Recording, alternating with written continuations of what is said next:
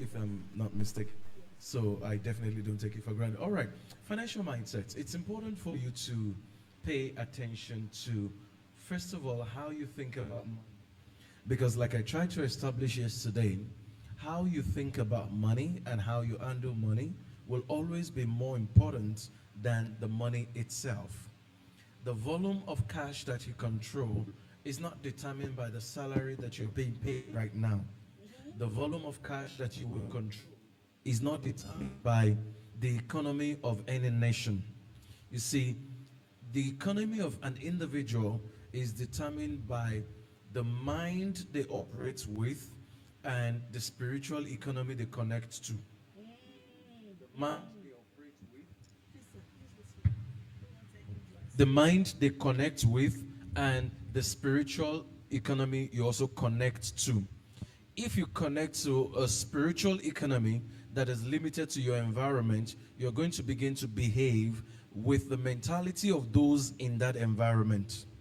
But if you behave with the spiritual, if you behave with a mindset that works with a spiritual economy that supersedes your environment, you're going to behave like where you came from. Now that takes me to how ambassadors behave. If you send an ambassador from one country to another, let's say the ambassador is coming from a Western country that has a lot of money. No matter how poor the country is going to is, the ambassador does not begin to behave like the poor country he has been sent to. He behaves like the rich country he's coming from. Everything that he spends, everything that he owns comes from the country. Even the car that he drives carries the number plate of the country that he's coming from.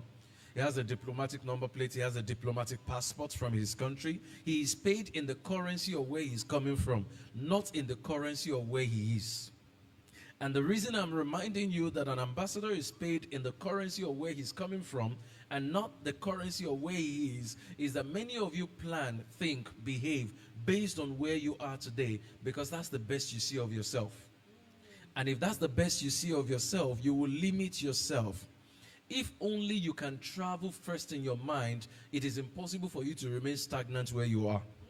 Years ago, when I used to be at Daystar Christian Center, one of the things that Reverend Sam Adeyemi would tell us repeatedly is that it is impossible for you to have motion in your mind and to be stagnant on the outside. Once you are constantly moving, once you're constantly learning, which is what you have heard repeatedly this morning, once you're constantly in progress in your mind, there is no way your physical being, your capacity will not catch up. You can't be in Lekki in your mind and physically remain in Ajangbadi. You can't be in maybe any other eyebrow area, think about a great place and stuff like that. So long as you are there in your mind, physically, it's only a matter of time that your physical being will catch up. And one of the jokes he used to tell us then is that if you have a Mercedes-Benz in your mind, take for example, it's only a matter of time before the Mercedes-Benz moves from your mind to the garage. But if you don't have it at all in your mind, then there's nothing for you to bring into reality. The song one of the songs that I like the most, the lyrics of the song, take a look at me, I'm a wonder. It doesn't matter what you see now. Just see his glory. I know who I am. There are too many people who don't even know who they are. There's no plan, there's no idea, there's no picture in their minds. And you need to understand that even if the picture is not yet a reality, the question is, what picture have you created for yourself? And until you create those pictures, there's nothing to steer you, there's nothing to drive you. You must have something that constantly steers you, something that constantly instigates you. There must be something that makes you angry. Like, this place is too small for me. I can't be here. This is not me. This is not who I am. I'm too small for this place. I'm too small for this environment. You can be here right now. You can be in Akute. You can be in Lambe. But you see, your mind must not operate like the environment that you belong to right now. Because if your mind is limited to this environment, there is no way you will go beyond this environment. There's something that is called the lead of the leadership. Lead as in L-I-D. If you're a student of John Maxwell in leadership, you understand what we mean by the lead. It means that most times people don't rise beyond the capacity of the leader in any organization. But then again, there's something called personal leadership. If you're leading yourself then you can't rise beyond how well you are leading yourself. And how do you lead yourself? It's how you take responsibility for your own mentality. Your mentality is not the responsibility of your leader. It's not the responsibility of people around you. And what determines your mentality? It's what you take in, what you soak in every day, what you soak in all the time. You must consciously, even if you can't afford to live elsewhere, and this is not about a physical location actually, even if you can't afford to live elsewhere, in your mind you must be living elsewhere right now. So that's how you first of all travel outside of your environment, then your reality will catch up with your thinking. So make sure that first of all, even if everything that you are doing today is, you are still operating, let's say you want to do a business, you are still operating on 10,000 naira level, you are still operating on 20,000 naira level. Don't be talking all the time like somebody who is operating on 10,000 naira level. Talk like somebody who is going to 1 million naira level. Talk like somebody who is going to 2 million naira level.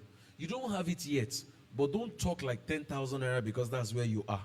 You talk like where you're going. For example, let me ask you, when you're going to bed, what do you wear when you're going to bed? Pajamas. Why do you wear pajamas when going to bed? It's because you dress for where you're going to. You don't dress for where you are. Why is it that when you're going to bed, why don't you wear your shoe to bed? Why don't you wear your suit and go and sleep like that? This one is not that you accidentally slept off. You are conscious that it's time for bed. Why is it that you change into pajamas? It's because you dress according to where you're going. Why are you walking? Why are you talking shabbily? Some of you talk, you just talk anyhow. You just open your mouth anyhow. You don't know. I mean, you've forgotten that you're going somewhere. And you don't wait till you get there before you start talking well. You talk well for us to determine that, this place suits you. Let's move you there. Some of the people who are going to help you, they're going to see a semblance of where you're going before they help you get there faster. Do you understand what I'm saying? Because if you don't look like it, we will not understand that that's where you're going. If you come to anybody...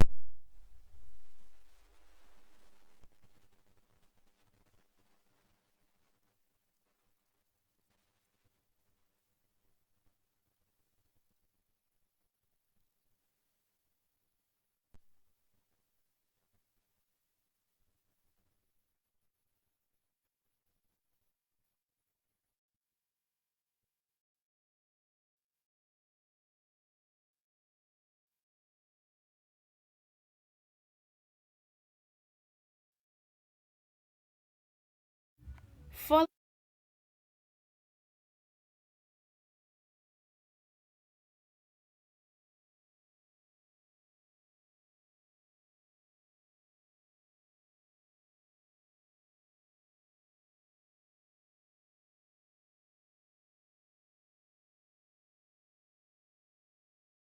Change the money in your hands tomorrow.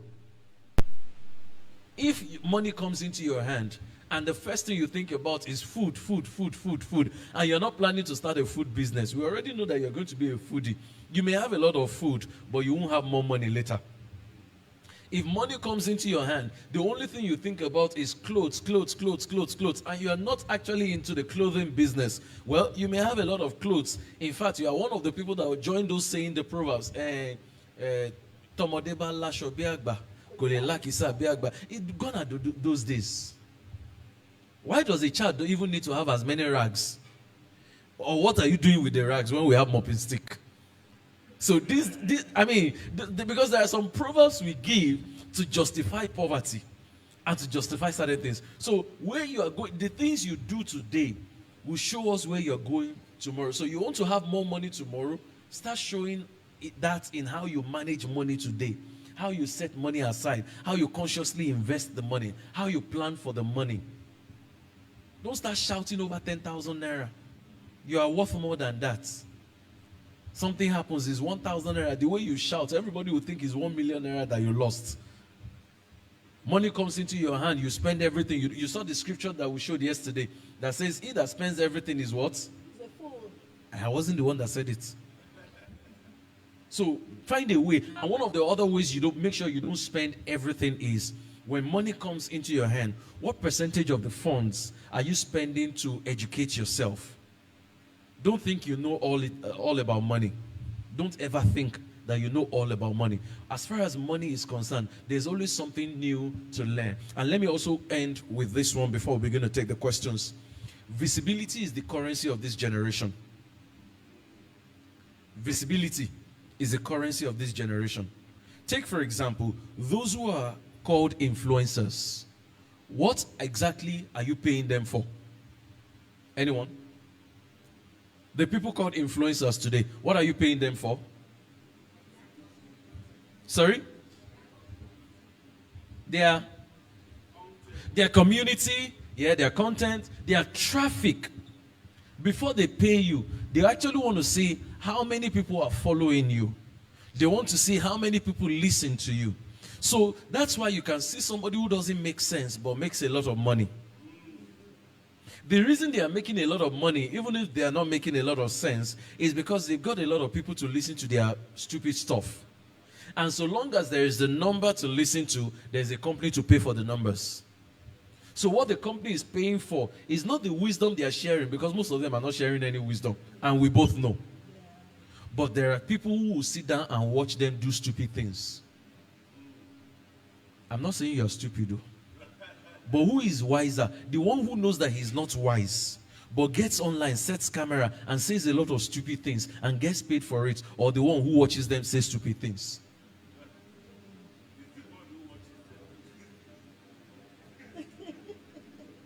Let's go on, man. It looks like some people cause stray bullets.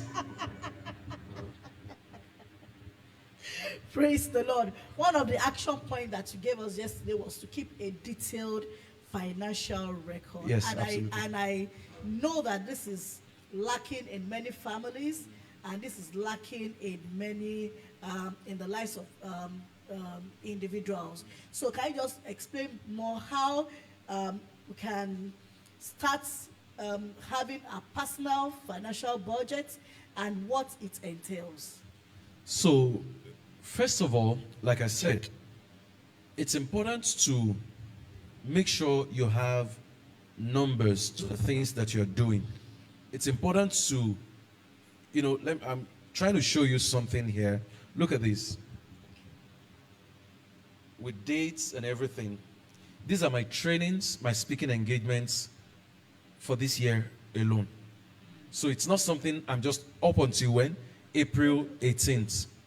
So when I now calculate the income from all of these things, that's why I said yesterday that the money I'm expecting by end of this quarter, either that has already come in or that will come in by the first 4 months of this year, it has already matched what I made in the whole of 2025 just speaking and training. The reason I know is because I have this record. If I don't have this record, there is no way I would know. So sometimes the first assignment of a record is to help you show progress. The first assignment of a record is to help you show what? Progress. So if you don't take the record, you won't know. If you are going to 26 kilometers, if you don't actually measure the distance, how will you know how many kilometers you've traveled? It's because you are measuring, or there's a speedometer in your vehicle that tells you how fast you're going, or there's an odometer telling you how much distance you have covered. That's why you know you're making progress. So the first and the most important thing is know why you are doing it. Then the second thing is there are quite a number of templates all over the place. You can download online. You can even use ChatGPT or any other AI tool to generate a template for yourself. You can list your own typical items, your expenses, the things you buy. Once your salary comes in, what are the things you buy? What are the things you spend money on? You can then ask it to generate a template for you based on the things you would normally buy. You can make a list of your monthly expense. You can create a shopping list and all of that, or your bills, your utility, put everything together and ask it to use it to generate a template for you, whatever works for you. It's not something that has to be generic to every one of you. So this is so important. And then we're Christians, we want to pray for more open doors and all of that. If you don't have specifics, you don't have numbers, how do you even know what to pray for? How do you even know whether you have succeeded what you had or you have not succeeded what you're supposed to have? So focus on that first of all. Then you can download templates or you can generate templates. Then Another thing is, it's not supposed to make you unnecessarily frugal. It's not supposed to make you stingy. It's just to show you how well things are going. Do you know that many is gone? That's where you begin to wonder, where has the money gone to? But if you are tracking the money, you won't have to wonder where the money went to. I'm sure all of us here, at one time or the other, you spent money and you're wondering, where did the money go to, right? When are you going to stop wondering where your money went to? You are wondering where your money went to. Even your money too is wondering how it left your hand. So for you and your money to stop being wanderers, take a list. Have an Excel sheet. Download an app. There are quite a number of apps for them. You can Google them. Anyone that works for you. Or create an Excel sheet. Or create a list. It can be a notepad. Note down the things you... I learned, and this is also something I learned from my dad. Before he spends money, if he's expecting money, he has a list. As the money is coming in, he refers to his list first. And then follows what is on the list before any other thing. Anything that is not on that list will have to wait. It doesn't mean it's not important, but in order of priority, it's not the most important. So when you do that, you realize that there's a structure to your life. And another thing is, if you don't have your own list, there are other people who know when you collect your salary. They have a list waiting for you. If you don't have your own list, there are members who have an idea of when your cash flow comes in. They will make a list for you. You just wait for that time of the month. Have you noticed that when it's that time of the month, sometimes request increases towards you? It's because there are people who are expecting your salary together with you. You think you are the only one expecting your salary. No, you are not the only one. So that's why that list is very important. Plan for yourself, and even for couples, until you begin to make that list together, begin to work on some of those things, you will think that you are making a lot of money. But when you make that list versus your expenses versus your income, you look at all the things you are supposed to spend money on this month, and you look at the salary that the two of you are making. Just like Wale Soyinka said, I spoke to my legs. You will now talk to yourself, talk to your hands, talk to your head. It looks like this thing we are doing, is it working or is it not working? Does somebody among us need to go and look for extra job? It looks like after we come back from 9 to 5, another person still needs to do 5 to 10. Or what do we do extra so that we can balance up? Now, if some of you divide your month...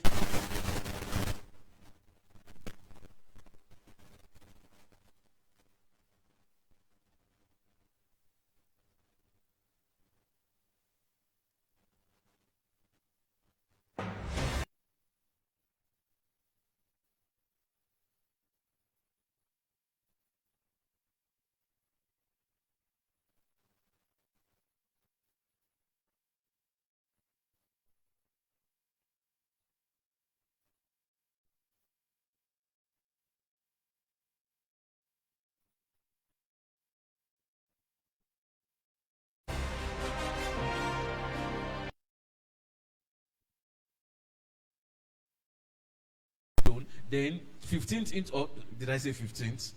You and I know that salary in the last 7 days for many people.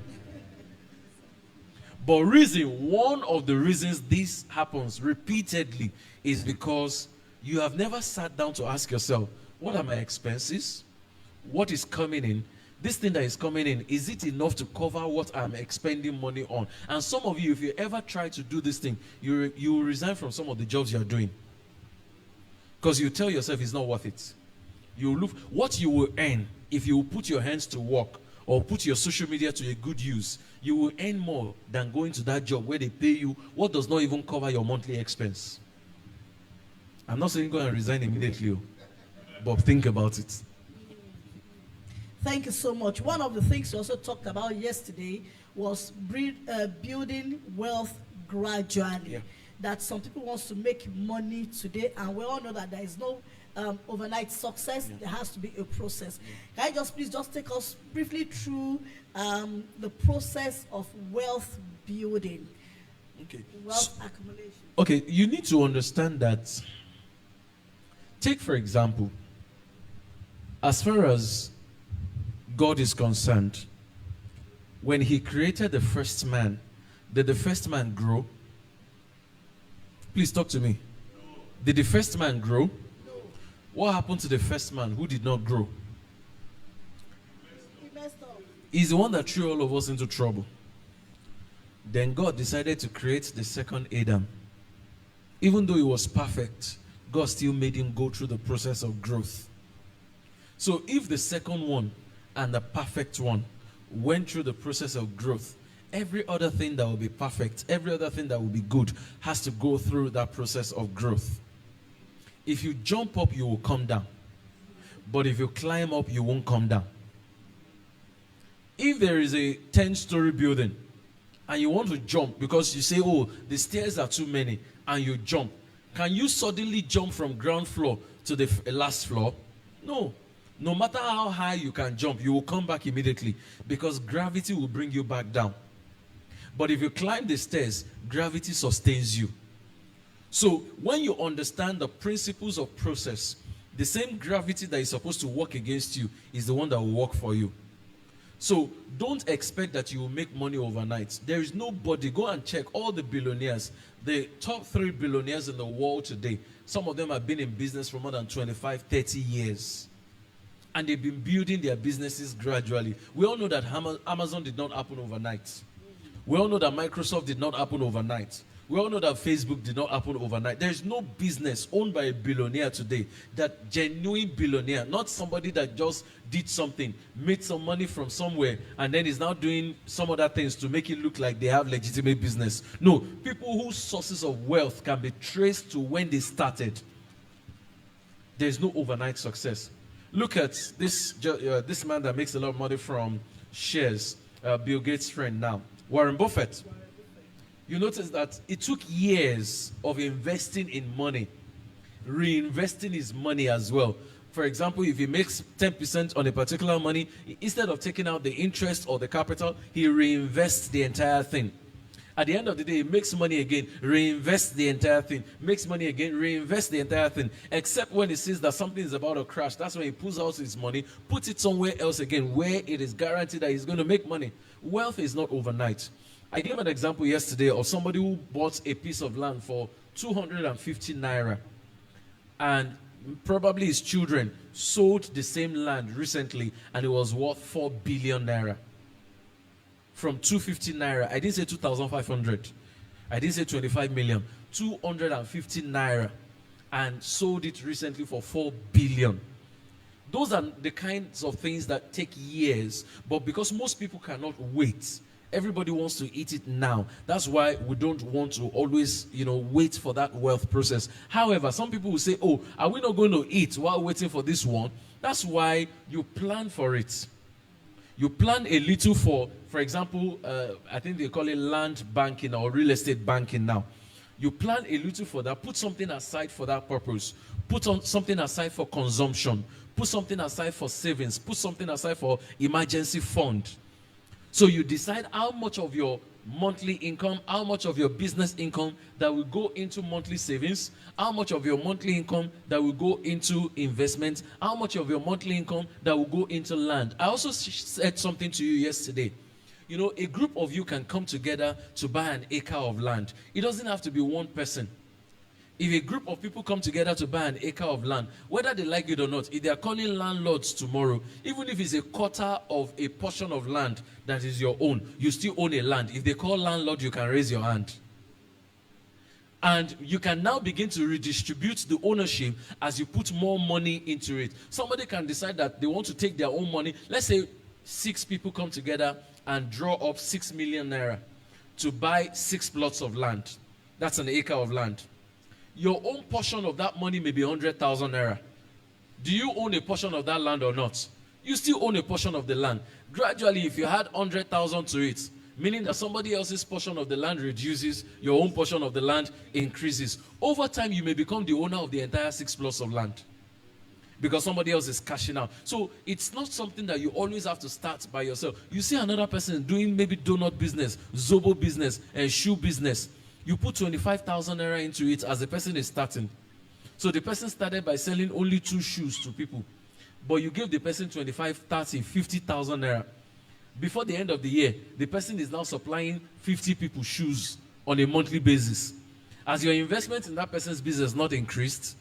So sometimes we don't, I talked about Palazzo yesterday. How much is it to buy an Ankara? A decent Ankara? It's not so expensive. 5K, 6K will get a decent Ankara, right? So you give somebody 50,000 naira to buy different colors of Ankara. You sew ready-made Ankara, and you call it Palazzo ready-made. You start selling to people. People start buying it for 10,000, 15,000. At the end of the day, are you not going to make money? So you have to understand that wealth works over time. Don't expect money. And then the reason they scam us is that most of us expect money instantly. Anything that promises you instant reward and quick returns is not good. Instant reward, quick returns. You will lose that money at the end of the day. But if it promises low reward and builds over time, you know that this is genuine, or is most likely genuine. So don't expect something to happen overnight. You have to build it over time. And that's why I have a except of course for the issue of social media virality, that you can wake up one morning and you're a celebrity. And go and check most people that wake up overnight and become celebrity overnight. Go and check how they've handled the money. Go and check how they've handled the fame. Where is Jumoke Oni bread today? Yeah. Yeah. If it's not built over time, most people don't know how to handle it. Yeah. Even that boy with water. The guy that was selling water, then they set him up, gave him a lot of money. What happened at the end of the day? All the money. Pew. So don't look for quick money. Build it consistently. Take pride in saving the money over time. And I also told you one thing that I did yesterday, that I said I opened 3 different accounts for my children, and then it's set for their 18th birthday, and I'm putting in money. And that way, too, when you build gradually, you're also not under pressure. Yeah. So you keep putting something there, little by little, little by little. By the time they turn 18, it will become so huge. And you say to yourself, nobody gave me this kind of money. But because of discipline, consistency, and years of investment, you'll be able to give that to your children. Do you understand? So build something over time. Please, as a teenager who is still learning his skills, but still wants to make his own money at an early age, what steps can I do to make my money? You already said you are learning a skill. That's probably the most important one. And if you're here today, that's maybe the second most important. You have a skill set. You are open to people who are ready to teach you. And the things you are learning, start practicing them. It's as simple as that. Start practicing them. Somebody, although I would say to you, just like somebody, I think it was credited to Jack Ma, it's important to focus more on making mistakes when you're young than making money. When you're young, focus on making what? Than making money. I'm not saying that you can't make money as a young person, but that's the phase when you can make all the mistakes. You're not married. You're not coming back home to a wife that does not want to hear excuses. You're not coming back home to children who don't understand that the country is tough. All they want to see is Cerelac on the table. Or all they want to see is food on the table. You are not coming back home to children who will not help you keep quiet so that they don't expose the hunger in your flat to your neighbors. Once they are children, is when it's just you and your wife that you can keep quiet and the neighbors will not know what you are handling. But once children are involved, they will announce the hunger in your flat to your neighbors. Hey, they're full on J. Give him food. Now, they will not know that even if he's breastfeeding, even you that wants to breastfeed has not been fed. Do you understand that? So before you get to that phase of your life, worry about making mistakes, perfecting things, because that's the only time you have to make the real mistakes without being under pressure. Go and ask married men. Married men can no longer afford to make some mistakes because that phase seems to be over. Now they are worried about paying rent. They are worried about being responsible to somebody else. They are worried about making sure that they can take care of somebody. They are worried about, somebody's child looking good, as if they are also not somebody's children. I want to make my hair. I want to do this. I want to do that. You have to worry about making somebody's hair, even though your own hair is 500 naira to cut it every week. Do you understand? So before you get to that phase, worry about making your mistakes. And of course, if you have been, as you are learning and you're progressing and you're developing your skill, Of course, you know the value of your skill. Another thing you should learn is structure to business. Many of us don't have any kind of structure to business. You just do business. As you are selling something, you are taking the money from your business. Anybody asks you for money, you go into your business, you take money from the business. You also need money. You are the owner of the business, you are the accountant of the business, you are the auditor of the business, you are the board of the business, you are also the director of the business, you are also the cashier of the business. Everything, you dip your hand into the business, take money and spend it. That should not happen anymore. Even if you can't do it by yourself, find somebody who understands bookkeeping to start managing the books for your business. And somebody who will put you in check and say, no, sir, you can't spend this money, even though you own the business. And then still tell you, you can't do it this way. I hope you know that many churches are beginning to introduce what they call corporate governance in churches, where even though somebody is the pastor of the church, they still will not determine everything that goes on in the church. They have a board that helps them govern the church. And then they are also accountable to the church to say, if I misbehave, you can hold me accountable. You can suspend me and ask somebody else to take over. They have that kind of structure. So what structure do you have for your business? Or is it every money that comes in? That's why that business will not grow beyond 100,000 naira. Because as the money is coming in, you have not determined, first of all, what was the investment into the business and what is the profit. You calculate everything and you say the whole 100,000 naira is profit. You didn't remove utility. You didn't remove internet. You didn't remove transportation. You just spend everything. That's why the business cannot scale. So you need to separate income, expense, and all of that. Thank you so much, sir. Good morning, sir. I'm curious, how can I be financially stable? More like being wealthy, because I have good goals, motivation, ideas. I've even done so many things like content creating and some other things. But what I see myself doing in the future is really lucrative and enormous. It's actually inexplicable. But my major is business, and I'm looking forward into opening several businesses. But how can it be achieved? And where do I start? How can I upgrade my situation? Apparently, ideas, goals, I guess probably too many things. Why the person is even confused where to start. So one of the challenges with people who are gifted is confusion. Once you're a gifted person, once you have too many gifts, you dabble into one today and then do another one tomorrow and then do another one the next day. And after a while, you want to do so many things, you don't know where to start from. So here is what you should do first. If you say you have goals, how do you translate the goals into money? That's the first question you should be asking yourself. If you don't know how to translate the goals to money, then the first and the most important thing you must be doing right now is that find a service you can render to somebody that can translate to money.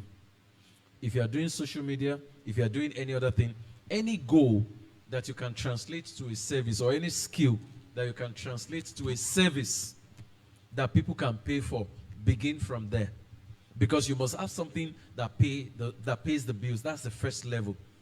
If you're talking about financial stability, it means that you must have something that you constantly do to others, or something that you constantly sell to others. So you either create a service that you'll be rendering to people on a daily basis, or you create a product that people will be buying on a daily basis.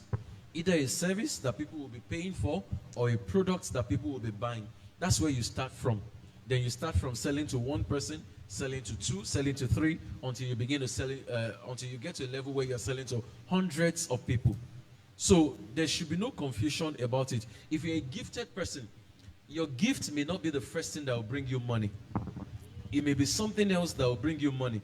Even if it is a job, which is why it's okay for those of you who are maybe working somewhere else, you are earning salaries and stuff like that. But don't forget your gifts just because of your salaries. Saturday to Sunday or Friday to Sunday, when you're not working 9 to 5, take a portion of your salary, invest it in your gifts. Gradually build products, gradually build services that you can get other people to help you with. you understand the cleaning business, you have clients, you can still have a salary paying job, but you have like 5-10 people who are cleaning for you. It is you people who are calling, but you are not the one going there physically to go and clean. You have like 5 other jobless people. So it means that you have a job, but you have also become an employer of labor. They pay you the contract to clean different homes every weekend. And after paying you the contract to clean different homes, you have people you deploy to the place. Have you not become an employer of labor? And you are employing several people because you get to a place where you need more people to attend to those people they call care homes. Those who have gone to the UK or who understand the UK system. What do you think they do? They bring several people. When they bring several people together, they collect money from these individuals and then they send people to their homes. The big cleaning companies, what are they doing? They collect money from people and then send individuals to various people's homes. So do something in that regard. There are some of you who have a job, but you can still make shoes. You don't have to quit your job to make the shoes. Make the shoes over the weekend, distribute over the weekend, go to work Monday to Friday. There are some of you who can make clothes. You may not be the one to sew by yourself, but cut them very well. When you do the cutting, which is probably the most difficult part of sewing, am I right?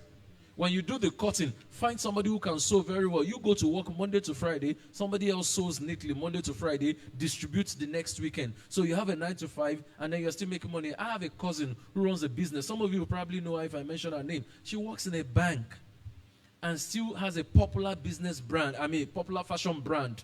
But she still works in a bank Monday to Friday. And she still sells to a lot of celebrities. So you can do something along that line.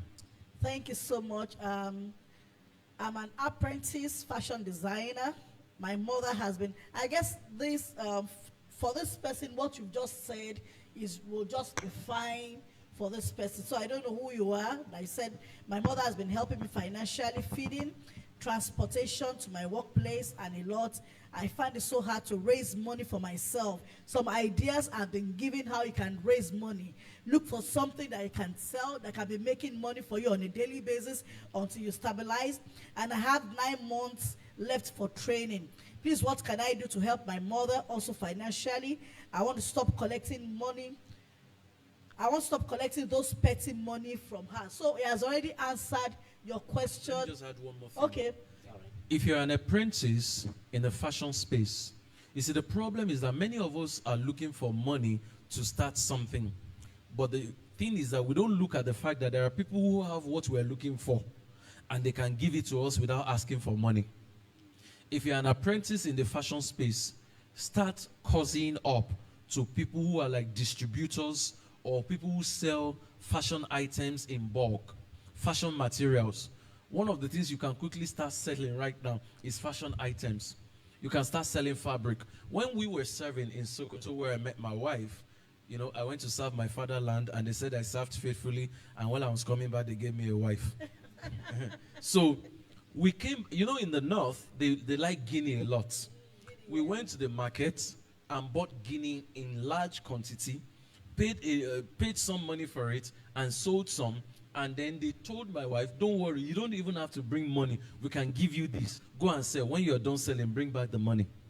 When she got to Lagos, she went to Lagos Island, started meeting some people as well, and we realized that you can start collecting materials in bulk. So long as they trust you, you can collect materials in bulk, sell them, return their money to them. Because the soul of that business is trust. If you collect money and if you collect clothes and squander the money that is not yours, somebody gave it to you in trust, then of course, they will lose money the first time, but you never get business again.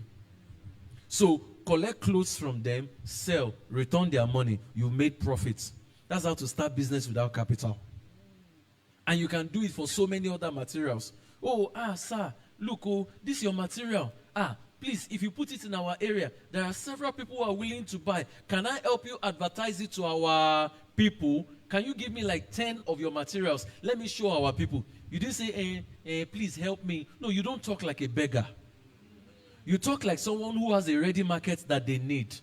I want to help you show it to our people.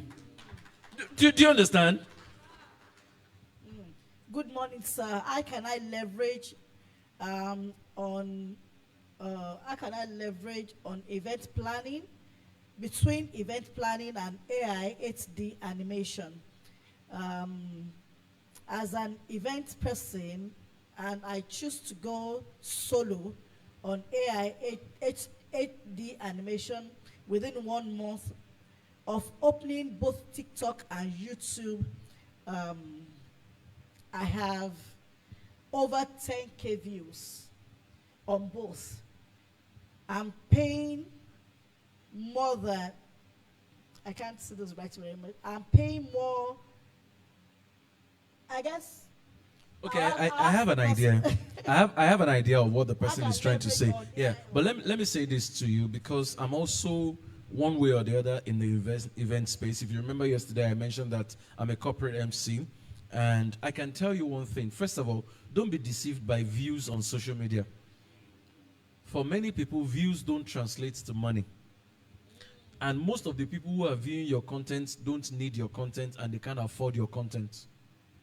Until you begin to intentionally re-strategize. If you want to be more intentional with views, do paid ads, generate leads. I'm sure the person, if you really understand social media, you know what I mean by leads. Try and generate leads, meaning that you advertise to specific clients that require your business, and because they require your business, you have a paid ad asking them to sign up or learn more, and you use that funnel to get their phone numbers, get their email addresses. I'll send them direct messages on WhatsApp. If you are not generating leads using TikTok, using Instagram, using Facebook, or using YouTube, you're wasting your time on social media. Because you will not engage directly with the people who require your services or your products. So you want to start generating leads. How many of you know about paid ads that can get people to start reaching out to you on WhatsApp? You know about them? Or paid ads that can make them start calling you, calling your phone number directly. Either you generate leads or you get them to start calling your number directly. Stop relying on views. There are so many people with very few views, but they're getting more business than those with 20,000 views. Views don't translate to bank accounts. It is the leads, the real needs that you need, that translates into the required clients that you need. So I would first of all say that make sure you do that as far as social media is concerned. Then, how do you leverage, maybe I don't know if it's 3D animation you're talking about as an event planner. One of the things you can do is you can generate a 3D view of the event decoration before the day of the event. When you generate a 3D view of the event before the day of the event, or you use an AI to generate your decoration before the day of the decoration, when you are pitching to clients, you have the upper hand. Because you can show clients what to expect before the day of the event. Others will just be talking to the clients, or others will be showing pictures of past events to the clients. But you will be showing the clients the hall they are going to use and exactly what it's going to look like on the day of their event, because you have a video of that place and you have used AI. I've seen somebody take a video of his living room or take a picture of the living room and asking AI to suggest decoration ideas or design ideas, and AI suggested something. It really transformed that living room. So yes, if you know how to do animations and all of that, you have the upper hand when you go to pitch to clients and say, this is what your event is going to look like if I am the one handling it. And of course, when you're sending them the animation, you don't send the animation without watermark, so that they don't take it and give to somebody else and ask somebody else to implement for them. You put your phone number, Bagada, on it. You put your email, you put your company name on it, so that they won't take it and send it to somebody else. He said, please, all these ones that you remove, and remove it. He's making it look untidy. He says, sir, it's the watermark for the company, sir. I can't remove it. My boss will sack me if I remove it. Do you understand? Yes. All right. Thank you so much, sir. Please, we have Pastor Emmanuel who wants to ask a question before we...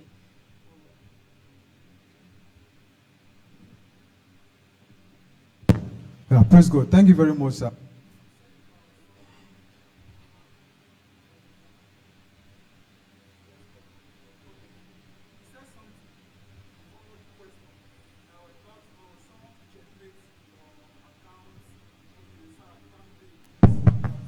Probably, if the person is actually a staff or to just checkmate you, employ someone and all that.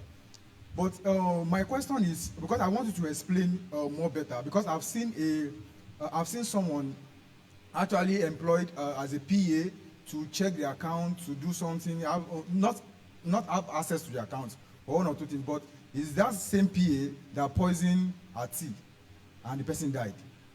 So, another thing is that when someone is actually checkmating your account, okay, sir, you can't spend this one. Okay, what is this money meant for, and all that? And probably you place the person on salary. Let's say just 200,000 naira, and the person now notice that the money that is coming in a month, how can this person be paying me 200,000 when we know how much we are making in a month? How can we balance that? Because so that the person, I don't know, maybe the person will have access to all the money that is coming in or something like that. How can we balance so that it won't feel, because we are all human beings, say little out of the money that is coming in, this is how much you are paying me, and I know how much you are paying others. So how can we balance that, sir? Great question. Here's one of the things we must first of all focus on. Let me begin for the last question. Are there accountants here in the house? Any accountants in the house? Yes.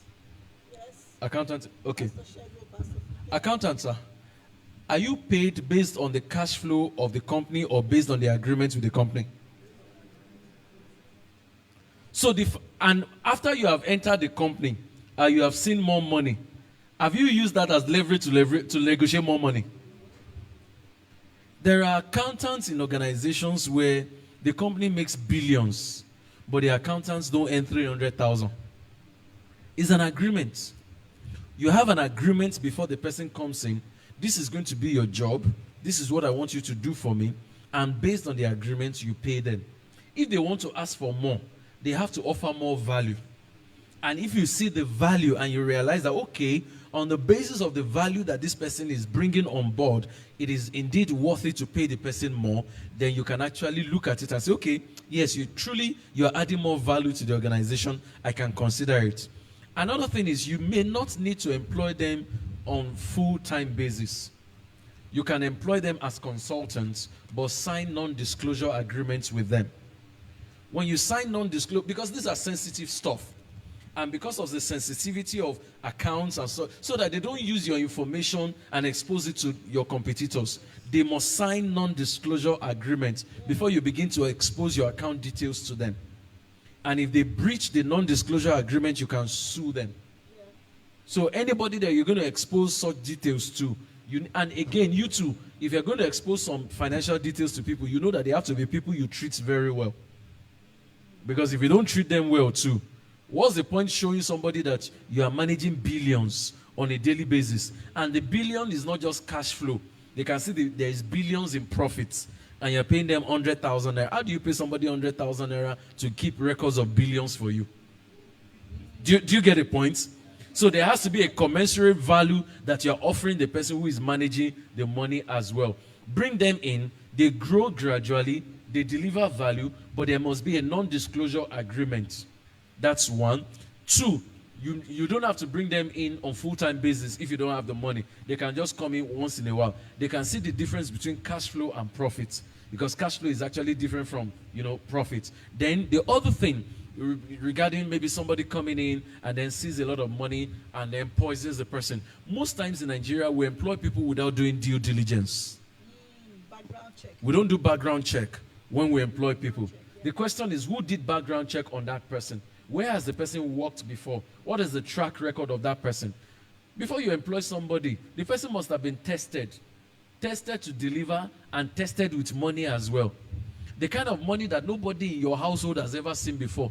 You see it and you still are not moved. You are not thinking twice. You are still accountable for it.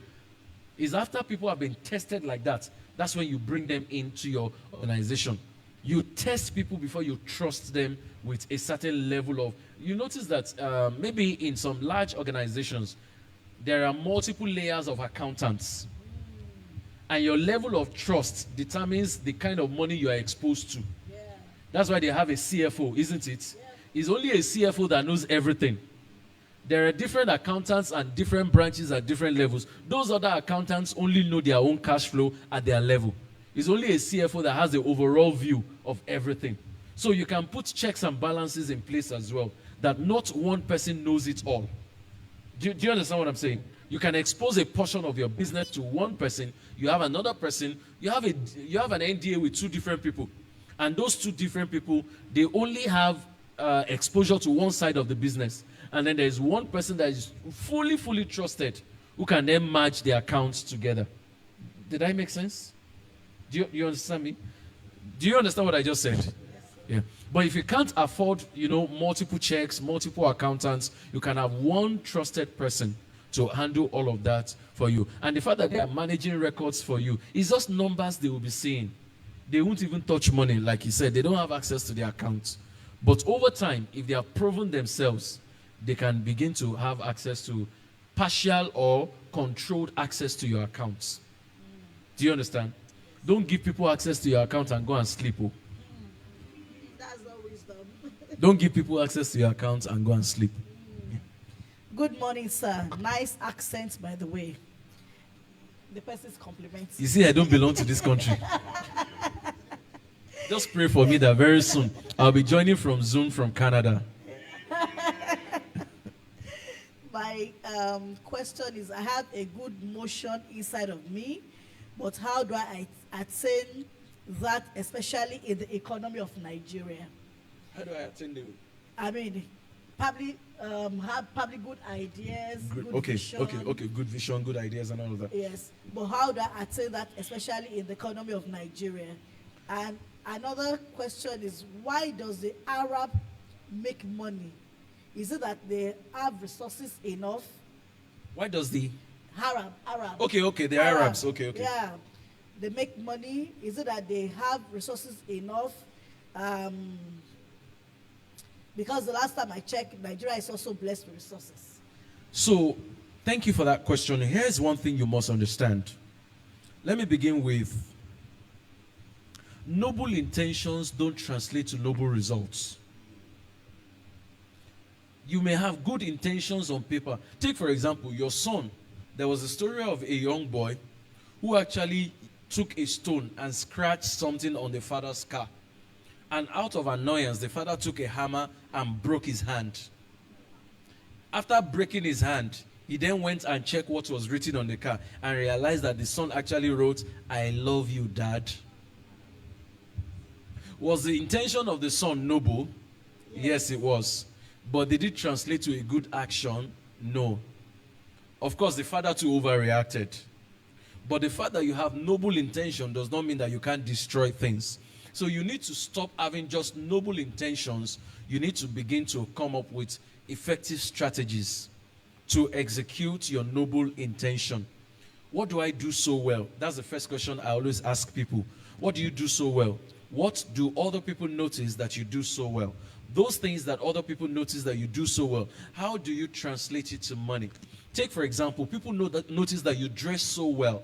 If people have noticed that you dress so well, do you know that dressing well is a big headache for other people? And you can become their consultant to help them dress well. Are you aware that people are paid well to tell other people how to dress? Are you aware? So you can become a consultant to other people, telling them how to dress, telling them how to combine colors, how to choose their clothes and everything. So begin from identifying what you do so well. Identify the people who need what you do so well, but they don't have the skill set to do it. Start marketing a service or a product to those people as well.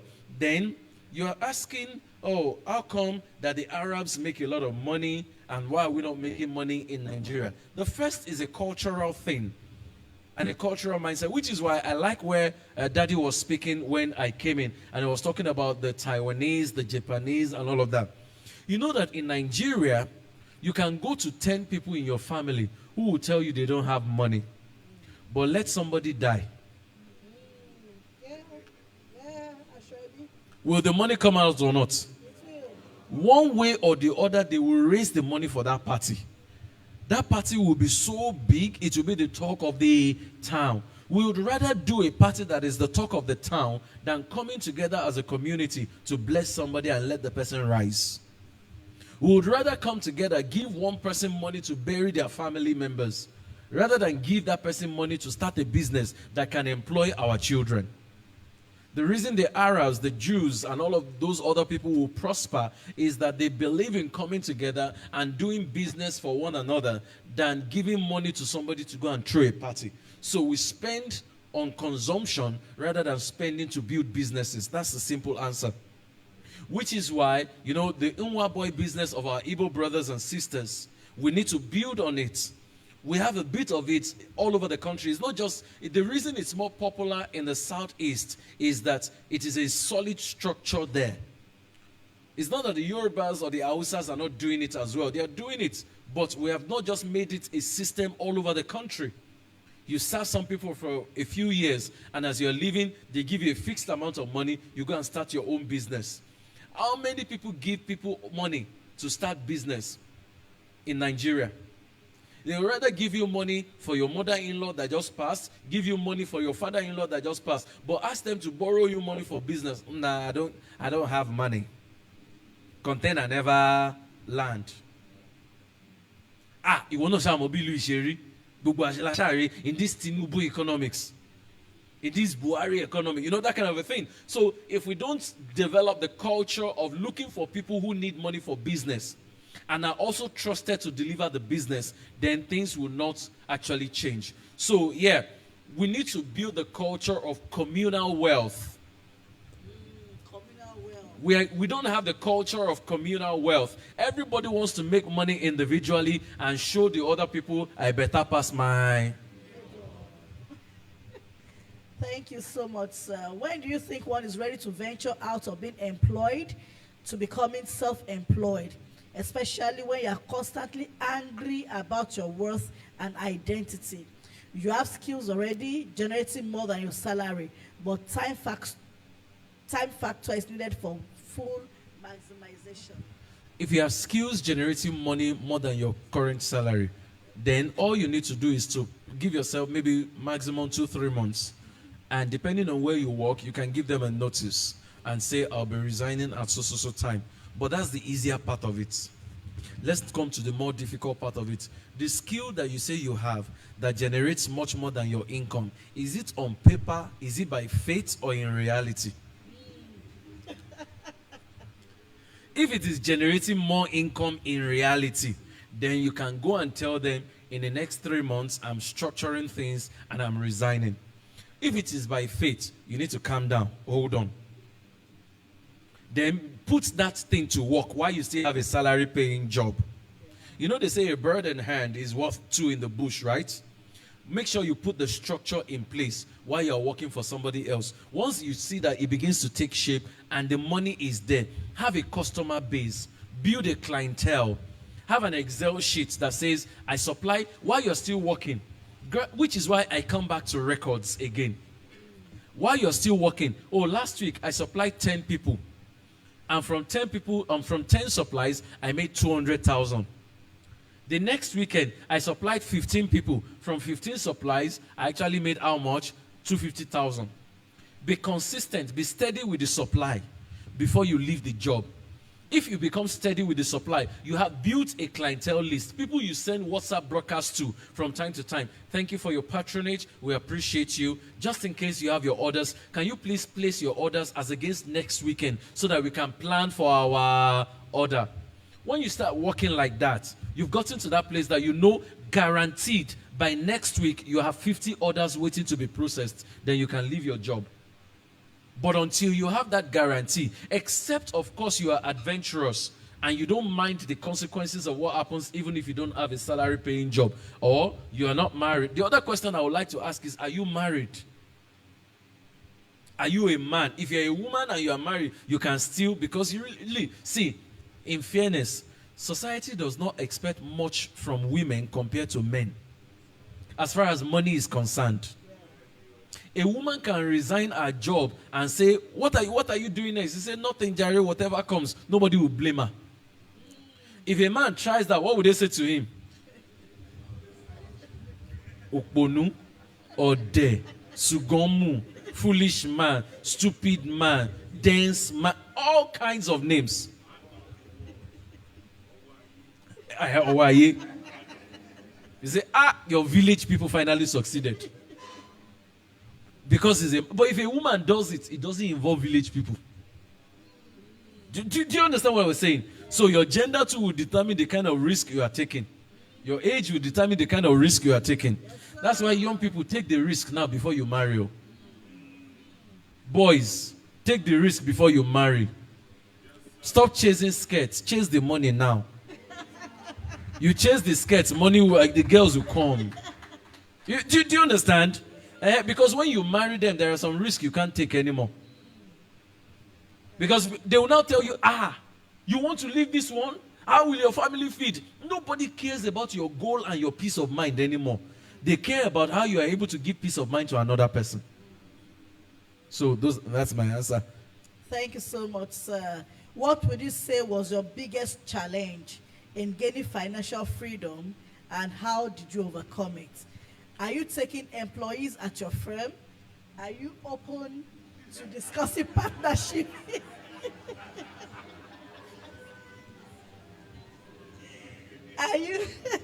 Are you open to discussing partnership and mentorship? What is my biggest challenge to gaining financial freedom? Well, depending on your definition of financial freedom. You know, yesterday, what did I say? Those who were here yesterday, what did I call millions? What did I call billions? And what did I call trillions? The one that multiplies in tripartite fold. I'm not there yet. But mentally, and in terms of my strategy, the way I operate, if I need money now, it will come. Do you understand? I've gone past that phase of worrying about where the next money will come. That's the first level of financial freedom. That I'm not worried about whether money will come or not. Some people don't know whether money will come or if some of you, your real issue with financial freedom is not that you're not earning money. Is that if you lose that job today, you don't know where your next meal will come from. When I had a job, just like somebody said earlier, I had a job some years ago, but I had another source of income that was 3 times my salary. And then from those days, I already had people calling me from all over the place, asking me to come and speak. So I knew that I would never be stranded. Never. So that's my first level of financial freedom. The fact that I can never be stranded. There's always somebody waiting for me to confirm a speaking engagement. There's always somebody waiting for me to confirm a training. As I'm speaking to you, there are people that are waiting for me to confirm to them that I'm available to speak or that I'm available to train. So that's my first level of financial freedom, that your skill set is in demand. Do you understand? Build yourself to the level that you are in constant demand. When you build yourself to the level that you are in constant demand, you will never be stranded. Never be stranded. So I'm not waking up to think, where is my next meal coming from? Where is the next money coming from? The question is, which one can I accommodate? So once you've sorted that, you now go to, okay, what defines financial wealth for me? We're now talking numbers. In terms of numbers, I'm far from there when we're talking about, because the kind of businesses I want to build, you require a B. Do you understand it? I want to build a media conglomerate that teaches entrepreneurship. That you listen to our TV station consistently for a couple of months. You don't need to go to a business school. Just watching the TV station, you understand how to run a business. I want to build empires across the world. When I say empire, not just something that makes me look big, but something that young people can then fulfill their dreams. I'm employing entrepreneurs, not employee-oriented staff. People who see themselves as entrepreneurs. You know, there are entrepreneurs, there are intrapreneurs. That is, within the business, they run the business like they own it. And they create businesses within the business. And they are well rewarded for it. So as far as money is concerned, I'm not even there yet. Now, as far as partnership in my firm, it depends on your definition of partnership. You have conglomerates you want us to train. We are available to consider training them. Am I employing right now? Sadly, no, not right now. Mentorship, I have so many resources online. Too many resources that are available that you can learn from. Just go on YouTube at Fola Daniel Speaks. There are so many videos. All these things we're talking about. I have a book online, by the way, on financial mindset that you can buy. Don't buy and share. Don't buy, that's poverty mindset. Don't buy and share it. all of you, if you want to buy, you want to read it, each person buy and read. If you share it with any other person, I hope you know that you have gone against my copyright. Do you understand? So don't buy and share my book. I have over 30 books on the internet. I have over 500 videos. So I don't have, unfortunately, the reality is I don't have the time to sit with people and be mentoring. But I have over, in fact, before this week runs out, I have more than 600 videos on YouTube. I have videos uploaded on YouTube up until 2027, scheduled, just waiting to come live. Wow. So there's nothing, as far as mentoring, there are so many materials. So you can just go on YouTube, check it. Almost on a daily basis, I upload one video or the other. On LinkedIn, I have a newsletter. An article goes out every Monday morning, 10 a.m. So there are systems in place to mentor people. The problem is that a number of people want to sit with somebody all the time to be mentored. But that's not how mentoring started. Go and check our fathers in the faith. They will keep talking about Kenneth Hagin, Kenneth Copeland, and they will keep talking about Smith Wigglesworth. They will talk about this person, that person. How many of them sat down with them to read from them? To hear from them. They only read their books. And their materials were powerful enough to transform lives. So please, help me to help you. Because if you take my time, I won't be able to produce more that keeps me relevant. Do you understand? So I need time to keep being relevant. And the way you can help me is consult those materials that are available online. Okay, sir, please, because of our time, 1 minute on all those other questions. Okay. Yeah. How can someone set his or her mind on a particular thing in order to achieve it without being distracted by someone or negativity around? If it is important enough for you to achieve, you will not even think about what every other person is saying. Everything I'm doing today, in fact, there is nothing I'm doing today that somebody has not tried to discourage me from doing it. Nothing. Including close family members. And including those who love you.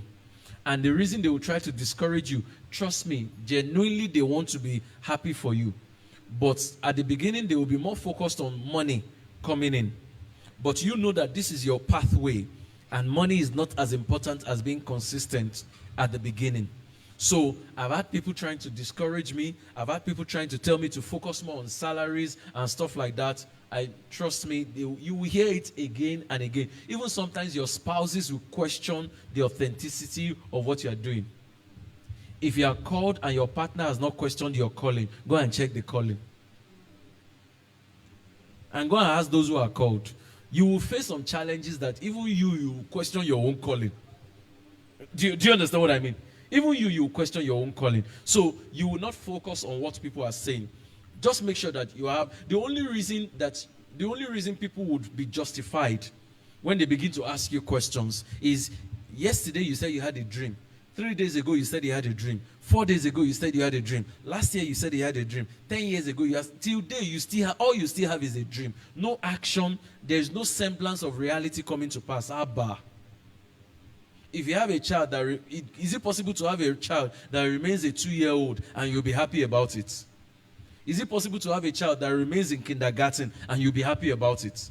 There must be some semblance of progress. You may not be there yet, but let us see that you are moving forward gradually. Do you understand?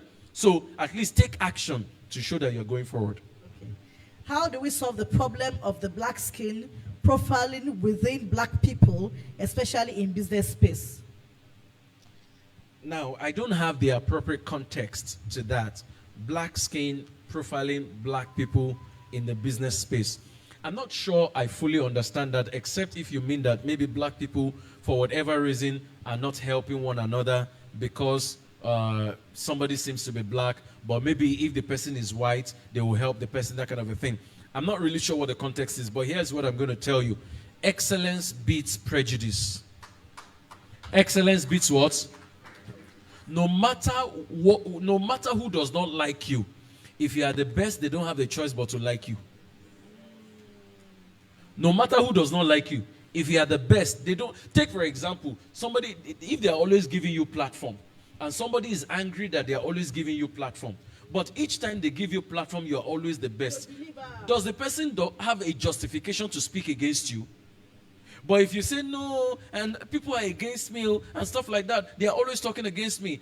But we give you platform as well. You don't deliver each time they give you platform. And you say, hey, it's village people. They are no longer giving me platform. The question is, what did you do with the last platform?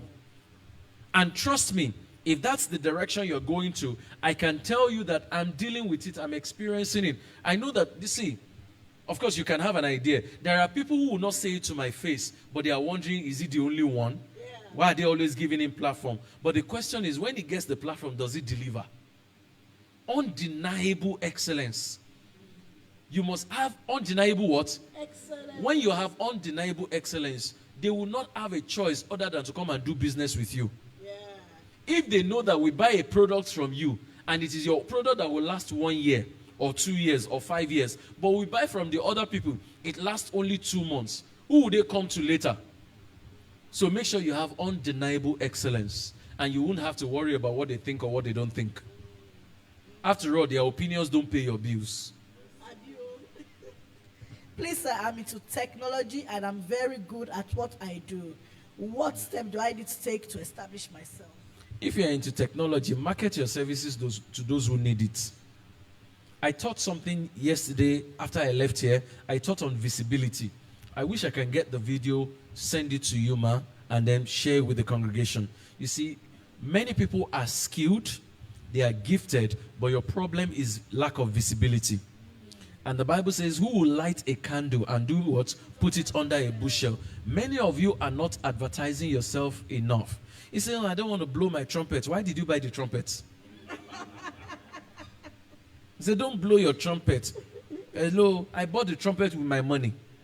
Advertise yourself. Everywhere you go online, you see me, what you see is Fola Daniel Speaks.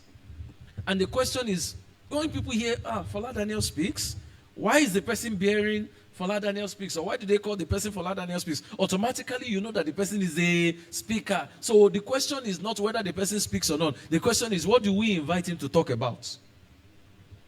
I'm going on Zoom. Every Zoom platform, it is Fola Daniel Speaks. Every Teams platform where I'm speaking, it is Fola Daniel Speaks. It is only today that I'm not wearing my customized shirt. Every time you see me, I'm wearing my customized shirt with my logo proudly displayed on it. I wear it like a badge of honor. Why? I know that positioning is very important. I had an advert. I did an illustration. I can give you that illustration before I go. If you can get me a bottle of soft, like 4 bottles of soft drinks. Yeah, Any type. 4 bottles of soft drink. The same brand, the same 4 bottles of soft drinks. If you can get me, I'll do the analogy for you. When they come, I'll show you the analogy. But let's go on. But remind me of visibility when the bottles come. As a young person, how can you discover your potential and your purpose in life? How can you discover your potential? The question is, what do others see about you?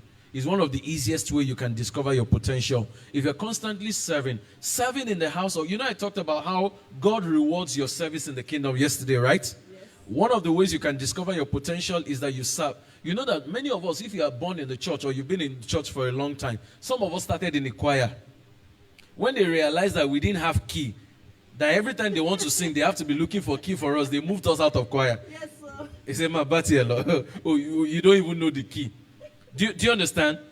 So from not knowing your key, they push you to usher, they push you to protocol, they push you to media. Eventually you realize that you have a calling, you are an evangelist. That's why you are restless. That's why you can't stay in one department for too long.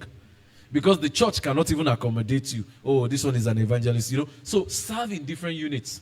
By the time you serve in all the units of the church, we will identify your potential for you. We will tell you this is one. But aside jokes, that is one way some of you will discover yourself. You will serve in every unit.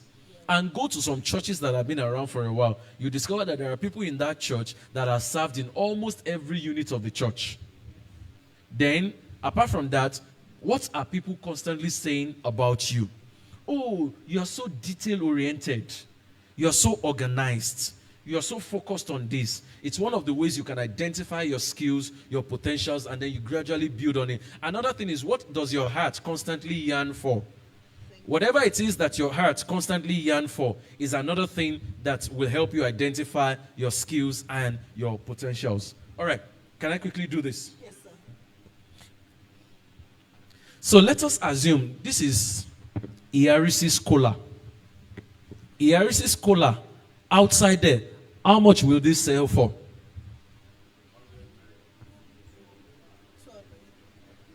Iarisi's cola. This is Grace Plaza in Lekki. How much does this sell for? 500. Yeah. Now, this is Airports, Murtala Mohammed. How much does it sell for? 700. Sorry? 1,000. Now, this is Transcorp Hilton Hotel. Oh, How much does it sell for? 5,000. Focus. Iarisi, how much? 200. Grace Plaza, Lekki, how much? 500. International Airport, Murtala, how much? 1,000. Transcorp Hilton Hotel, how much? 5,000. Is it not the same product? Did the branding change? The packaging change? The content change? It tells you that visibility determines your value.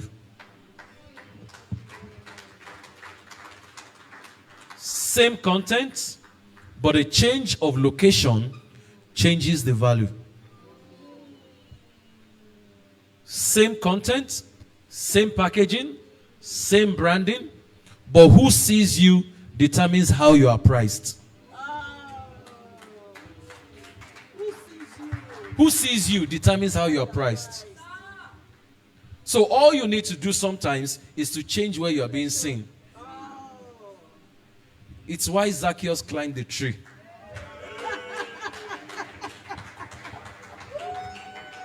So he didn't have to beg Jesus. Jesus was the one that now invited him. Case closed. Yes. Wow, very brilliant. Thank you so much, sir. How can someone make money fast? Well, we've learned that you have to. Let me hear the question. That's just it. How can somebody make money fast? Okay, the easiest way to make money fast is look for a food business to start. Look for a food business to start. People will eat on a daily basis and people must eat on a daily basis. Look for something everybody likes to eat. Look for a popular junction. Position your business there. You start making cash. Your volume of money, you didn't specify. So even if it's 10,000 naira daily, you will make fast money. Even if it's 20,000 naira. But let me be a little bit serious. I had a friend who simply started a business by buying some gas cylinders and then bought a bag of beans and some items, frying pan and stuff like that. And then got like 2-3 people to start frying akara for him. And he put them as strategic junctions. Total of everything that he spends on a weekly basis, cost of buying the beans, cost of filling the gas, everything, I don't think it was up to maybe 100K. But from a single location, he makes much more than that in a week. So he goes to junction A, will go and collect his money, and then goes to junction B and go and collect his money, and then goes to junction C and go and collect his money. The people who are doing the frying don't earn more than 30,000 naira per week. But after his investments, after his salary payment and everything, he still makes a little extra income. Do you understand? He just positioned 3 people at 3 different locations to fry akara, and he simply goes back and collect money. The reason he can collect that kind of money is that he's the one who bought the bag of beans, he's the one who bought the cylinder, he's the one who bought the gas, and he has to pay them. Everything they are using, he bought them. He will just drop them off every evening and then collect his money on a weekly basis. So you want fast money, produce food. And I think I mentioned yesterday that some people don't have time to cook for them. There are people who cook on Instagram and you order, they cook from within their house. If you can cook so well, just like I said yesterday, some of your friends will eat and lick fingers. That's your cue to start licking finger foods. Do you understand? Whatever it is that you can do it well. Some people like shoes. These days, I hope you know that if you make shoes with Ankara fabric or existing shoes, lace them with Ankara fabric, it's just nice and people will start buying. Just do something unique. Put it online, put it out there. But if you want to make quick money, steady money, do food business. But food business, again, is very tricky. You can lose a lot of money very fast. Because you need to understand the portion to cook per day, so that the food does not spoil. If you don't know the portion to cook per day and the food spoils, that's a lot of loss for you. So you don't overcook, you undercook. There's a woman somewhere very close to where we are at the Redemption City. She used to sell amala, and that's the only thing that she sells. That woman is a multi-millionaire today. From selling amala on the roadside, she has bought a land and has built a small space where people go to her and sell amala. Big pastors will park jeep outside, enter her place to come and eat amala. At first, I was wondering, what did they see in the app? Well, I'm not a foodie, so maybe that's why sometimes some women too, if they tell you a food is the way to a man's heart, you marry a man like me, you're on your own. Food doesn't move me from here to there. I only eat food to live. I don't live to eat. There are men like that. Food does not move. You know, if I tell you the things I don't eat, you want. So what do you now eat? But then that's just by the way. So whatever it is that you want to do, look for what people need, provide it, and you make money. I'm a teenager. I'm already learning a skill. I make little money with it, but I really want to make it with my gifts. I really want to start my music career at this early stage, because I see kids my age that are already making it with the music scene. And I'm someone that can create a song or rap within minutes. And people around me have told me I'm very good.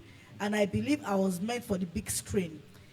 According to the person, I want to appear on the screen because I have passion for the things like that. And I don't know where to start with such talent, and it pains me to the deepest. Your answer begins with visibility. And the cheapest visibility any one of us can get today is social media. Show up daily, show up consistently, but in the bid to become famous, don't lose the rights to your song. First of all, have a script for your song, your rap, everything, write it down. I'll advise you do it for God.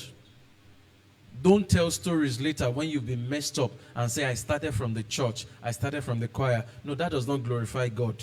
Start from church, stay in the church, win more people into the church. That's what glorifies God. Because if, for example, I give you an advice today and you use it, you make money, you won't even recognize me again in the future. But I'll be using the Holy Spirit to help you make money for the devil. It doesn't honor God for me to counsel you and you go and make money for the devil. Do you understand?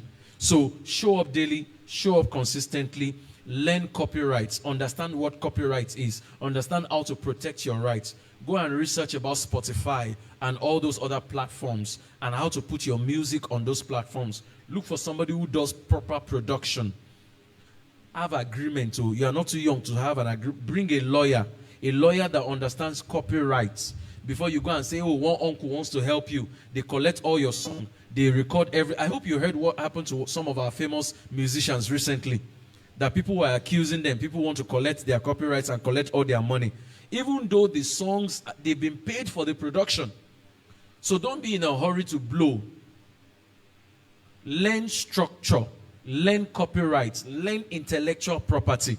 When you learn structure, copyright, intellectual property, work with an intellectual lawyer to guide you through the entire production. Then begin to release some of your items on a daily basis or maybe on a weekly basis on social media, on TikTok. It's even cheaper to advertise what you do on TikTok. You can do paid ads of 2,000, 3,000, 5,000, 10,000 on TikTok and you get a lot of views. Start from there. Show up consistently. From there, people start inviting you for shows. People start inviting you to come and do things, to play for them and all of that. That's another thing. But again, it's never overnight. You will have days when you will cry. You will have days when you go for engagements. They will tell you, don't worry, come. We'll take care of you. And when you come, you are going back, no honorarium. You will have days when you will trek. Maybe we should tell them. Me, I had days when I'm pastoring a church. And pastoring a church, I've had days when I trek to the church. And when I say trekking to the church, I'm talking of trekking 2-3 kilometers or more to the church. I'll finish my sermon, preach a storm to like 10 people, 15 people. After preaching the storm, preach powerfully well. They say, wow, that was amazing. I'll let church members go. We'll follow corner corner. We already know the places we'll enter. We'll land in our house 1 hour later. Some of you would have seen me on TV. In the early days when I used to appear on Galaxy Television, I used to live at Mile 12. Galaxy Television is in Ikeja. I'll walk from Mile 12 to Ikeja. I say walk. Walk from Mile 12 to Ikeja. By the time I walk once I get to Mile 12 junction, I'll walk from Mile 12 to K2. From K2, I'll enter Ikosi Road. From Ikosi Road, I'll climb the bridge. You know that Ikosi Bridge. Once you climb the bridge, you have landed in Ikeja. I'll climb the bridge from K2, descend in Ikeja, then follow 7 up. Once I follow 7 up, Ikosi Road, Daystar Road, follow the corner there, bust out at Awolowo Way. From Awolowo Way, bust out at Alade. From Alade, enter Allen Avenue. Enter Onigbongbo. From Onigbongbo, you have reached Galaxy. Wow. And I appear on the TV. The show is 9 a.m. I leave my house at 7 a.m. It takes me, I did 2 hours of walking to speak on television for 10 minutes. Then finish my 10 minutes of walking, walk back, and 10 minutes of talking, walk back to my house. These are the things we don't share and people don't see. And because they think that they see you on television, everything is well put together, but you don't know what happens behind the scene. We can show you a presentable pounded yam, but go and find out what happened behind the scene. So don't look at us when we are well put together. Don't look at us only when people are inviting us all over the place. When there is protocol all over. Why do you think I don't give my iPad or give my Bible to anybody? You were not there when I was working 2 hours now. So I don't need you to carry it now that there's a little visibility. Do you get the point? Because I've not even gotten to where I'm going.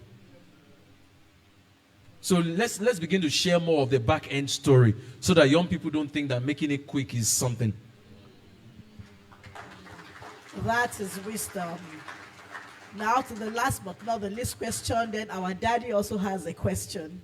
Good morning, sir. What should I do at this stage in my teenage years when my parents are not financially capable to fund my university education as well as sponsoring me to learn any skill? I'm not idle. Presently, I work as a teacher, but I'm underpaid. I feel stranded and I need help. Use internet. The internet is the cheapest source of knowledge. It is the cheapest place to educate yourself. It is the cheapest place to add value to yourself. Search for scholarships. Keep trying. There are universities abroad as well that will give you full funded scholarship. Keep searching. Keep looking for them. And one thing that happens when you keep searching for something, after a while, it becomes a regular occurrence on your timeline, right? So once you search for it once, full funded scholarship in Finland, fully funded scholarship in Canada, fully funded scholarship in Germany, fully funded scholarship in Sweden. Those places I've mentioned, go and check them out. Some of them have fully funded scholarship. So the fact that your parents don't have money is something to worry about, but it's not something to, keep you bound where you are. Keep doing what you're doing, but internet is cheap. I'm sure that if you go to some people, they will give you their laptop free of charge to do some research. And then they will allow you to they will even provide you with internet. So please keep searching, keep applying. Don't get discouraged. You may apply for 1, 2, 3, 10, 20, 50. They may not take you. It may be the 51st or 51st that will work. It may be the 101 application that will work. It may be the 217th application that will work. Keep trying it. Keep doing it. Keep applying. In fact, you now create a template that just keeps applying to all of them. I'm a bright young man. I'm a teenager. I live in Nigeria. These are my visions. Because they will ask you to write a statement of purpose and stuff like that. Come to Pastor Mrs. Let them help you review your statement. Keep applying. Keep applying. In fact, this is still March. If you apply to 20 of them in a month, before December, even village people will get tired of your application and leave you alone. Do you understand? So keep applying, keep searching. Internet is the best place for you. It comes cheap. And there is Open University that you don't even have to go to a physical university. You learn at your pace, do exam at your pace. You can do Open University while you're waiting to get a scholarship to any other university in the world. And I hope and pray that by this time next year, you would have had much more than you have. You'll be able to support other people. But let me give you a caveat. Don't grow faster than your age. It happens to boys, it happens to women. Don't grow faster than your age. When people grow faster than your age or their ages, they begin to take care of parents, take care of siblings, do all of that. When they become middle-aged, they start regretting it because they've done everything for every other people, every other person. They've not done anything for themselves. So don't grow faster than your age. Take things easy. Don't feel the pressure to start taking care of adults. You are still a child. Do you understand? Don't feel the pressure to start taking care of adults. Sort yourself. And don't ever be guilty. Adults should take care of themselves. Right? So focus on getting your own scholarship. Focus on getting an education. Focus on making money. Thank you so much. Can we just give it up for Pastor Fola Fola Daniel Speaks. Now we have our daddy for the grand question.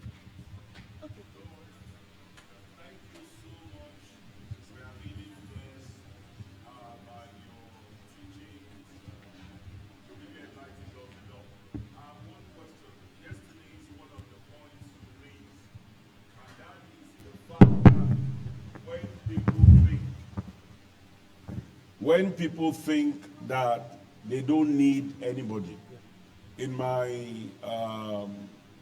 going around, I found out that apart from the issue of knowledge, one of the problems that have kept people poor, one of the reasons that have kept the poor is that God will do it. I don't need any man.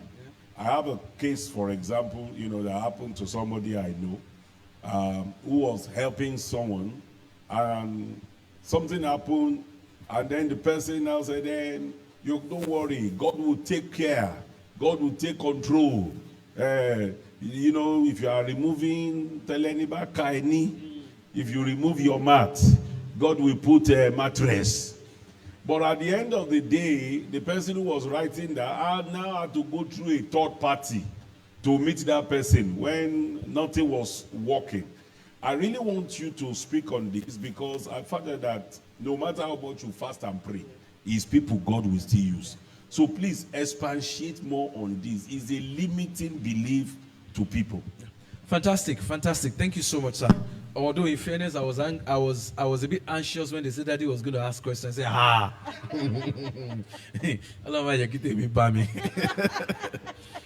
Okay, so, I made reference to communal wealth earlier, right?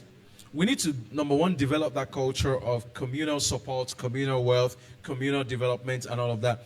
Collaboration is key to success. And when I teach collaboration to bankers, one of the things I teach them in teaching collaboration is to ask questions like, is it only a key that starts the car? Everybody, is it only a key that starts the car? No. The key is the finished product. When you're turning the key or putting the key in the ignition and you roll it, or if it's a thumb start and you press it and the car starts, there are quite a number of things working together in the hood before the car rolls to life. There is the alternator that must charge the battery before the battery can power the spark plugs and power the nozzle and power the belt. If the alternator does not work, if it does not roll, then the belt does not roll, or the belt snaps and does not roll the engine, the gear. Can you move the car? So there are so many things that are working together. I recently discovered that there's something called the spark sensor. If it does not spark, your car will not start. There's the kick inside the vehicle. There's a brush in it. If it does not brush very well, will your car start? The battery inside the vehicle, if it is not well charged, will the car start? There are too many things inside the vehicle that are working together. There are 4 cores if it's a 4-plug engine. There are 6 of them if you're talking about V6 or V12, turbo engine and all of that. All those things inside the engine work together simultaneously for the car to start. And when you accelerate, it's all of those things moving together. Or when you start the car, does your battery move separately and then alternator will come and meet it? Or does the engine move separately and gear will come and move it? If that happens, will you not run? So you need to understand that multiple things work together for you to achieve your success. The only thing is just that we will only see the key and we only see the body of the car, but there are so many hidden things that make it work. There are 10 P's that unfortunately I don't have the time because that's a whole lot of teaching on its own. But let me give you some of them. There is people, there is platform, there is purpose and passion. People, platform, purpose, and passion. You would actually have purpose, but you wonder why I didn't put purpose first. Why did I put people first? No matter the passion that you have, no matter the purpose that you have, you need people to expose your purpose. You need people to expose what? Purpose. If Pastor Busola did not invite me, will you know me? So the reason you know me is because she invited me. And if I messed up the platform the first time, will she invite me again? So when people give you platforms, you become exposed, or your purpose becomes exposed to some people. When you use their platforms very well, more people now know you. There are more platforms for you to be invited to. When your platforms multiply, your purpose becomes expanded. So you must treat people right because of your purpose. And as your purpose is being expanded, you still have more responsibility to treat people well. So don't ever say you don't need people. And you are the one who knows what you want from God, but you don't know who God will use for it. You can't tell God who to use. Do you understand? God chooses who to use. Your duty is to focus on what you want, but God chooses who to use. So please, you will always need people. Take a look at Naaman. How would he have known that it was a slave girl that he needed? No, tell me how Naaman would have known that it was a slave girl that he needed. But it was a slave girl that he needed. The slave girl did not need to have money. All the slave girl needed to have was information. And the information was enough to transform the life of Naaman. But if Naaman had overlooked the information coming from a slave girl, many people focus on the prophets that healed Naaman, but we ignore the girl that gave Naaman the information. Naaman did not know where his solution was lying, but the slave girl knew where the solution was. So you don't know who carries the information that you need. Do you understand? You can't always overlook people. You need people. That's why I don't joke with people. I tell people that my current pastor, my PICP today, he has probably given me the most platform in our system today. I don't joke with people. No matter how anointed I am, I need people to expose me. No matter how loaded you are. You know, people will come out today and you start wondering, where have you been all along? It's because one platform will expose. You know the young man that is trending in the Christendom today, right? Some of us have been seeing him online. We've been seeing his works. We've been listening to him. All of a sudden, one platform this year. One. Even that one platform now exposed him to Daddy Gio. Of course, you know who we call Daddy Gio, right? So much so that Pastor Adeboye wanted to preach. Pastor Adeboye first of all made reference to him. Just last week or so, he went to go and visit Daddy Adeboye in his office. But starting this year, he didn't know, he had never seen Daddy Adeboye one-on-one. Daddy Adeboye had never met him before, but one platform. Do you understand? If you think that this is not the platform that God will use, how do you know? How do you decide that this is the platform or this is the person that God will use? So be humble, be careful around people. You don't know who God will use. You don't know the platform that God will use. Thank you so much, sir. It's been an amazing 2 days edition on This Is My Reality Talk Show, and without a doubt, I know that everyone here you are going home with, even if it's at least one point you are going home with it, and it's not just enough for us to have all this information, but to work on them, to service this information, make use of them, and we can see the reality of these things coming to pass in our own life. So till I see you again for the April edition, and I want you to watch out for the April edition of This My Reality Talk Show. It's going to be very exciting. We're working to bring a celebrity on scene, a Christian celebrity for that matter. So we're working on it. So just watch out for the next edition of This My Reality Talk Show, and God bless and preserve you till then. God bless you all. I appreciate you all.